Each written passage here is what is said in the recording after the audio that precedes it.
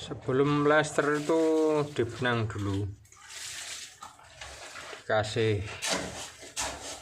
bisa juga bambu, bisa juga paku seperti ini. Pokoknya dilot lalu dibenang mana yang akan buat kelabangan. Coro jawane ini sing kanggo kelabangan.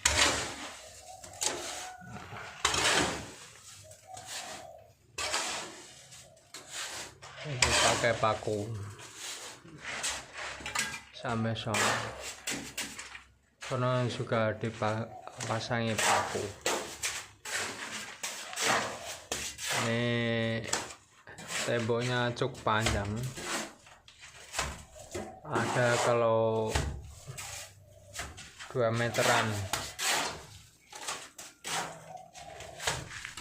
Kelabangannya cuma 2, yaitu sini sama ujung sana.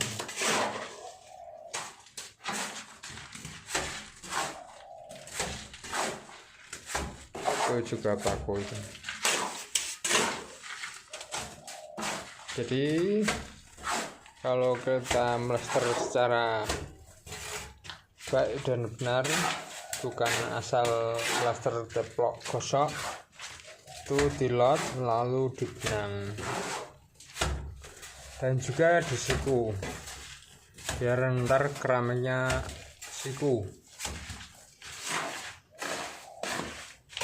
Sebelum memplaster itu dikasih air dulu kalau batanya kering. Kalau pakai bata, kalau pakai herbal tuh dikamprot atau istilahnya dilebat dulu pakai kamprotan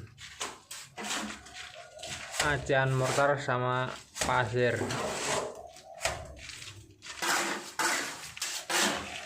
Lihat enggak pakunya itu? Loh, pakunya ini paku ini.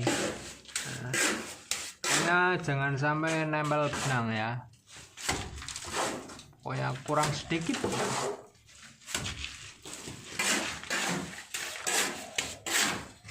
Nih. Ini juga paku. Ya, terima kasih, semoga bermanfaat. Semoga engkau dirahmati oleh Tuhan Yang Maha Esa. Terima kasih telah subscribe.